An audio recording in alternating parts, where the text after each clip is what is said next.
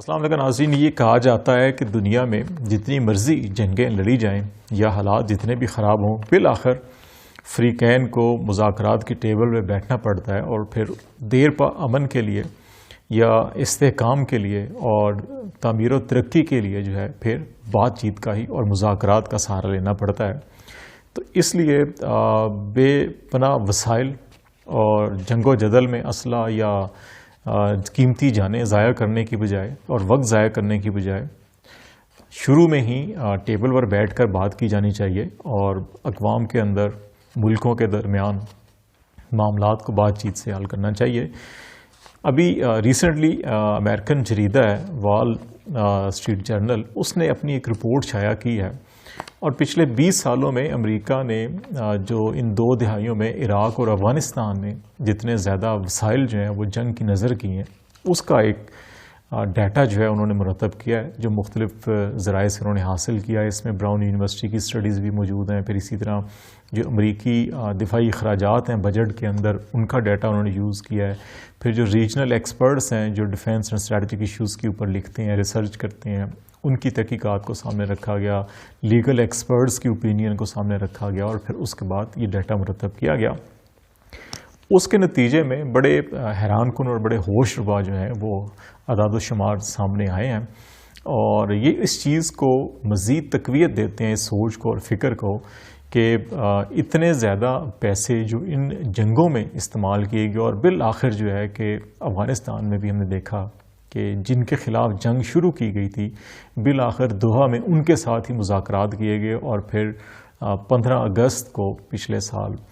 کابل کا جو اقتدار ہے وہ انہی کے ہاتھ میں آ گیا جو 2001 میں جن کے پاس تھا۔ تو 20 سال کی اس جنگ کا اختتام جو ہے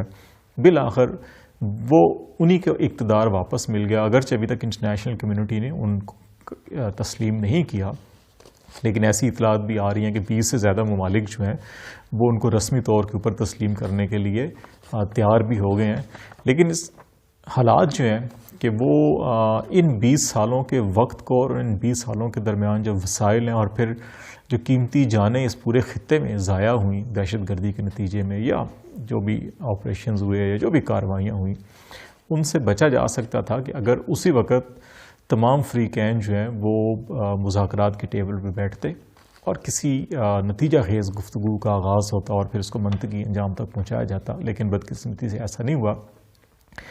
تو وال اسٹریٹ جرنل کی اس رپورٹ کے مطابق امریکہ نے 20 سالوں میں 140 کھرب ڈالر کا خرچہ کیا اور اس میں جو سب سے زیادہ فائدہ جو ہے وہ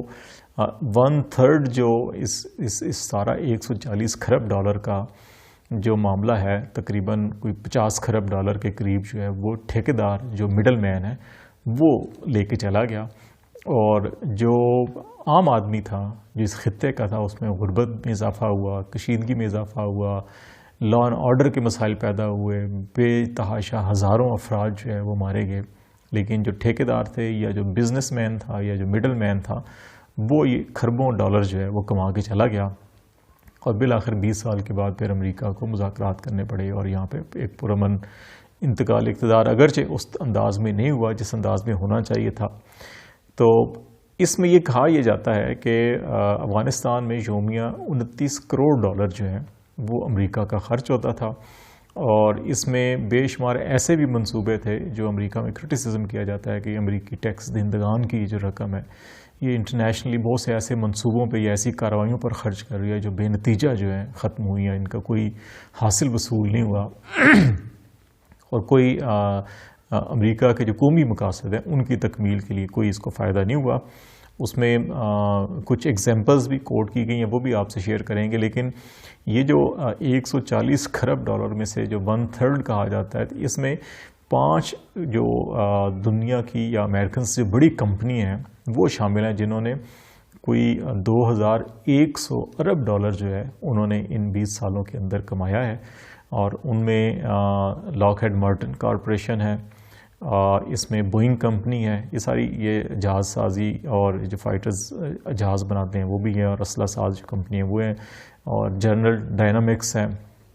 اور ریتھیون ٹیکنالوجیز ہے، اور نارتھ روپ گرومن ہے، اور ایک دو تین ایگزامپل جو ہے وہ بھی آپ اس کو کوٹ کرتے چلیں کہ کس قسم کی یہ ساری جو کارروائی ہوئی اس کے اندر کیسے لوگوں نے فائدہ اٹھایا. ایک افغانستان کا ایک نوجوان جو اس وقت ایک ڈومیسٹک ایئر لائن جو افغانستان کے اندر چلتی ہے اس کا مالک ہے اور ایک ٹی وی اسٹیشن کا مالک ہے. جیسے پاکستان میں بھی ٹی وی اسٹیشنز کے مالکان ہیں اور ایئر لائنز بھی شروع کر رہے ہیں, ایک ٹی وی چینل کے گروپ کے مالک جو ہیں. تو یہ جو افغانستان کا یہ نوجوان تھا, یہ امریکن جو فوجی تھے افغانستان کے اندر ان کو بستر کی چادریں فراہم کرتا تھا. اس کا بیسک کنٹریکٹ یہ تھا. اب آپ خود اندازہ لگا لیجئے کہ امریکن فوجیوں کو بستر کی چادریں جو نوجوان فراہم کرتا تھا اس نے کتنا پیسہ کمایا کہ ایک ٹی وی اسٹیشن بھی بنا لیا اور پھر ایک ایئر لائن بھی کھڑی کر لی افغانستان کے اندر. پھر دو آرمی کے نیشنل گارڈز تھے جنہوں نے افغانستان میں ایک کانٹریکٹ یہ لیا کہ وہ جو امریکنز تھے وہاں پہ فوجی تھے ان کو افغان سپوکس پرسن فراہم کرتے تھے. مطلب اس کو مترجم کہہ لیں یا ترجمان کہہ لیں, جو لوکل افراد کے ساتھ کمیونیکیشن ہوتی تھی تو ان کے ساتھ وہ کام کرتے تھے. تو ان دو افغان نیشنل گارڈز نے اس مدت کے اندر $4 ارب جو ہیں وہ کمائے. صرف یہ ہے کہ مترجم فراہم جو کیا کرتے تھے. اور انٹرسٹنگلی اگر اس میں ایک اور بڑی جو یہ ٹھیکیدار جو درمیان میں تھے, یہ ایسے کئی مراحل آئے کہ جب افغانستان میں فوجیوں کی تعداد کم تھی اور کانٹریکٹر کی تعداد زیادہ تھی. اور بالخصوص یہ جو اوباما کا جو دوسرا دور حکومت تھا جب اختتام پذیر ہونے والا تھا, جب انہوں نے افغانستان سے فوجیوں کے انخلاء کا اعلان بھی کیا تھا, تو اس وقت تقریباً کوئی 10,000 کے قریب 9,800 امریکی فوجی افغانستان میں تعینات تھے اور 26,000 جو ہے وہ کانٹریکٹر تھے امریکنز کے وہاں پر. تو اس سے اندازہ لگا لیجیے کہ 3 گنا زیادہ کانٹریکٹرز تھے. ڈونلڈ ٹرمپ کا دور آیا جس میں یہ 2500 کی جب تعداد تھی یہاں پہ امریکن فوجیوں کی, تو اس وقت کوئی 18,000 کے قریب جو ہے وہ کانٹریکٹر موجود تھے. تو کانٹریکٹر کی تعداد زیادہ ہو گئی تھی, فوجیوں کی تعداد مزید کم ہو گئی تھی. اور اس سارے کرائسس میں 2 دہائیوں کی جو یہ جنگ تھی اس میں تقریباً کچھ 3,500 جو امریکن کانٹریکٹرز ہیں ان کو قتل کیا گیا تھا, ان کو مارا گیا تھا. اور کچھ 7,000 کے قریب جو ہے وہ امریکی فوجی جو ہیں وہ بھی اس ساری جنگ کی نظر ہوئے تھے. تو یہ جو ساری سچویشن ہے اس کو اگر 2008 کے تناظر میں دیکھیں تو اس وقت افغانستان میں کوئی تقریباً 2,03,660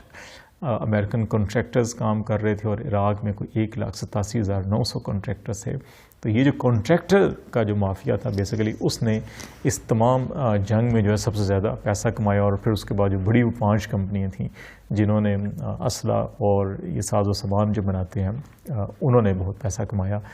تو دنیا کو یہ سمجھنا ہوگا, اس سے تمام ممالک کو, بڑی پاورز کو بھی اور دوسرے ممالک کو بھی, جو اسلحے کے اوپر بڑا فوکس کرتے ہیں, یقیناً آپ کو اپنے دفاع کے لیے مکمل تیاری کرنی چاہیے. لیکن اگر یہی $140 کھرب اس کا نصف ہی رقم جو ہے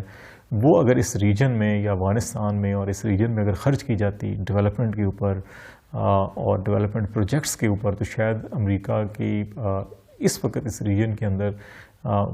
کہیں زیادہ حمایت ہوتی. اس وقت جتنی مخالفت ہے اس سے کہیں زیادہ ان کی حمایت ہوتی. پبلک ڈپلومیسی کے اوپر بے تحاشا فنڈ لگایا جاتا ہے دنیا بھر کے اندر, اور امریکہ بھی پاکستان افغانستان سمیت اس ریجن کے دیگر ممالک میں بھی اور دنیا کے سبھی خطوں میں پبلک ڈپلومیسی کے اوپر بہت پیسہ خرچ کرتے ہیں. لیکن اگر یہ جو 2 دہائیوں کے اندر جو پیسہ خرچ ہوا لیکن اس کے بعد بھی امریکہ کو یہاں سے واپس جانا پڑا, امریکہ کے اندر ابھی ڈبیٹس چل رہی ہیں کہ اچھا یہ ناکامی تھی, یہ کیوں ایسا ہوا اور کیوں واپس لوٹ کے آنا پڑا, ہم گئے کیوں تھے, کیا کیا وہاں پہ, کیا کامیابی حاصل کی. یہ اگر فوجیں یہاں نہ بھی آتی, نیگوسیشنز کی جاتی, سفارتکاری کی جاتی, اور یہ جو پیسہ ہے جتنا اسلحے پہ اور مار دھاڑ پہ اور قتل و غارت گری کے اوپر خرچ ہوا, یہ اگر ڈیولپمنٹ پہ خرچ ہوتا تو شاید سچویشن خطے کی بہت مختلف ہوتی. اور پھر امریکنز کی لیے بھی جو ہمدردی ہیں یا جو سپورٹ تھی عوامی سطح کے اوپر وہ کہیں زیادہ ہوتی جو آج نظر نہیں آ رہی. تو دنیا کو ان حالات سے میرے خیال سبق سیکھنا چاہیے. خطے کے دیگر ممالک کو بھی, انڈیا بھی اس وقت جو ہے اسلحہ کی دوڑ میں بے تحاشا اربوں کھربوں ڈالر جو ہے سالانہ خرچ کرتا ہے. تو ان کو بھی یہ سوچنا چاہیے کہ یہی پیسے اگر تعمیر و ترقی کے اوپر, پسماندگی کے خاتمے کے لیے, غربت کے خاتمے کے لیے اور تعمیر و ترقی کے لیے خرچ کیا جائے تو شاید اس سے کہیں زیادہ فوائد حاصل ہوں گے جتنے کہ ہم یہ اسلحے کے اوپر یا اسلحے کی دوڑ کے اوپر خرچ کرتے ہیں. شاید اس کے فوائد تو نہیں ہوں گے، نقصانات زیادہ ہوں گے.